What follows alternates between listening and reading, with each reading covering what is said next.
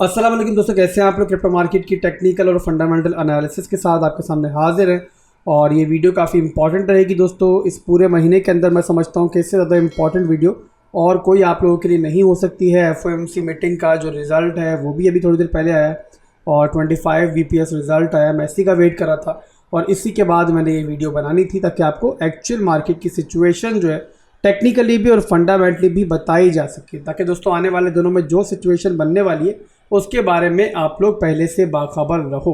तो बिटकॉइन का दोस्तों बिल्कुल ब्लैंक चार्ट मैंने इस टाइम खोला हुआ है और इसके ऊपर दोस्तों बिल्कुल प्रॉपर तरीके से हम लोग पहले लेवल्स ड्रॉ करेंगे और जो मैं आपको समझाने जा रहा हूँ, जो समझाना चाहता हूँ यहाँ पर, आप लोगों ने मेरी बात बहुत गौर से सुननी है। अब दोस्तों बिगर टाइम फ्रेम में जब भी हम लोग एनालिसिस करते हैं तो उससे कुछ फ़ायदे भी होते हैं और आप सबको पता है कि जो लोअर टाइम फ्रेम्स होते हैं वहाँ पर काफ़ी ज़्यादा दोस्तों गिचमिच होता है चार्ट के ऊपर और इंसान कंफ्यूज ज़्यादा हो जाता है, ख़ासतौर पर जो नया बनता है।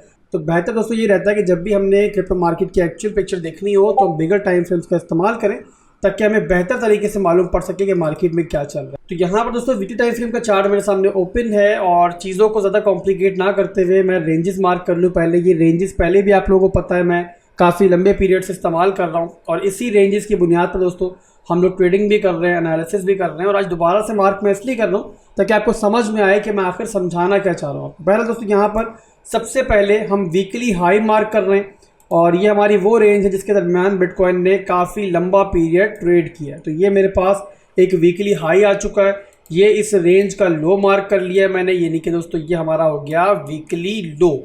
अब इसके बाद दोस्तों मुझे चाहिए एक इसकी मिड रेंज और ये मैंने मार्क कर ली है इसकी मिड रेंज। अब ये सारे के सारे दोस्तों लेवल्स मैं दोबारा बता रहा हूँ कि पहले भी हम लोगों ने काफ़ी दफ़ा जो है मार्क करके आपको बताए हैं और ये दोबारा मार्क कर रहा हूँ ताकि जो पहली दफ़ा मुझे देख रहा है इसमें दोबारा उसको भी आइडिया हो जाए कि आखिर आसिफ भाई समझाना के जा रहे हैं। तो यहाँ पर मैंने एक प्रॉपर और परफेक्ट मिड रेंज जो है वो भी मार्क कर लिया। तो हमारे पास दोस्तों इस टाइम जो है वीकली पूरी रेंज मार्क हो चुकी है, रेंज हाई, मिड रेंज और रेंज लो मार्क हो चुकी है। इसके बाद दोस्तों मैं आपको बता दूँ कि जो हमने यहाँ से बाउंस बैक किया था इस रेंज के ऊपर, ये था हमारा प्रीवियसली एक बेरिश ऑर्डर ब्लॉक का एरिया जो कि अब बन चुका है ब्रेकर पॉइंट। ये चीज़ भी मैं आपको पहले बता चुका हूँ, बहरहाल दोबारा मार्क कर रहे ताकि जो बात समझाने जा रहा हूँ फिर बता रहा हूँ कि आपको प्रॉपर तरीके से समझ में आए, इसी वजह से दोबारा मैं मार्क कर रहा हूँ। अब यहाँ पर दोस्तों अगर प्राइस एक्शन को हम लोग देखें इस डिविएशन के बाद, तो डिविएट करने के बाद जो बिटकॉइन ने पहला हमारा हायर हाई बनाया वो इस रेंज जो बनाया, फिर एक हायर लो बना हमारा, फिर एक हायर हाई का मूव जो है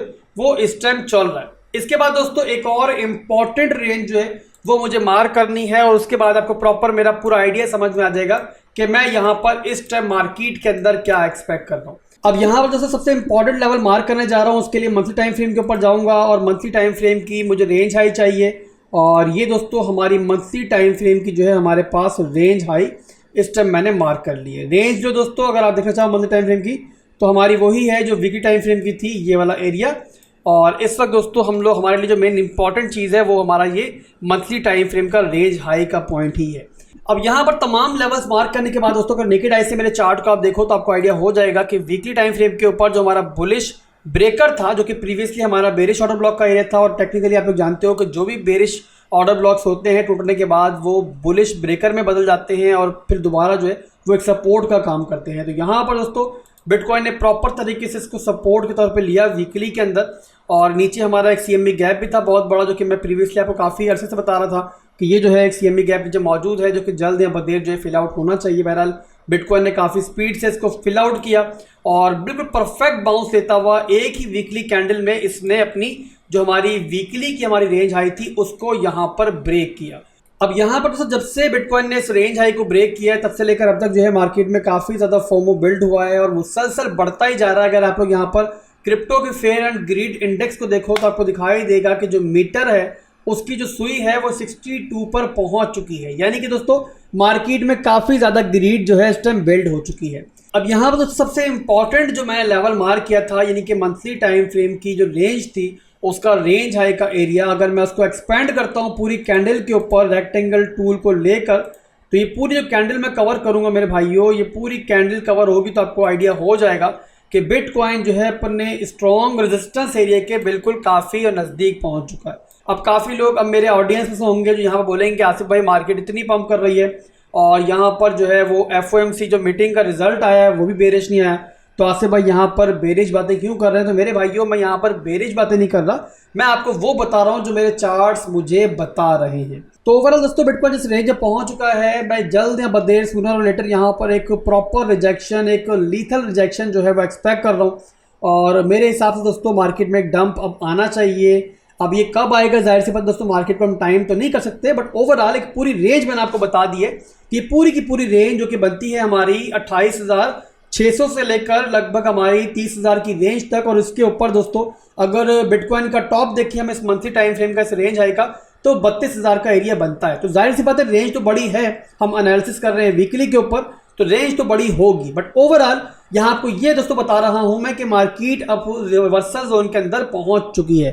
तो आप लोगों ने यहाँ पर फोमो नहीं करना है। अगर बिटकॉइन पंप भी करता है इस रेंज में और पंप करते करते इस तरीके से ऊपर जाके इस रेंज में पहुंच जाए, तो मेरे हिसाब से यहाँ पर आपको जो बड़े रिस्क हैं वो लेने से गुरेज करना चाहिए। मुझे पता है कि मार्केट पंप करेगी इस तरीके से, तो इर्द गिर्द बहुत फोमो फैलेगा, बहुत आवाज़ें आएंगी, बट मेरे हिसाब से आपको इर्द गिर्द ज़्यादा नजर नहीं दौड़ानी चाहिए और फोकस करना चाहिए इस मेन रेंज के ऊपर।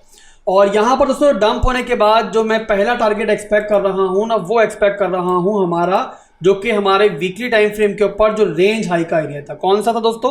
वो था हमारा 25,300 का एरिया। अब यहाँ पर दोस्तों मैं एनालिसिस कर रहा हूँ और इस बीच में जो है मार्केट डंप होना स्टार्ट हो गई है।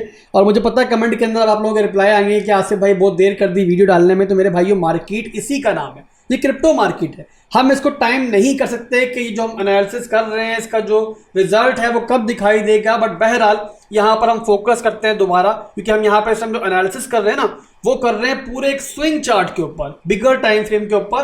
तो यहाँ पर ये $1,000-1,500 का जो रेंज है ना, वो हमको इस टाइम इग्नोर करना और मेन फोकस रखना है अपने पूरे लेवल के ऊपर।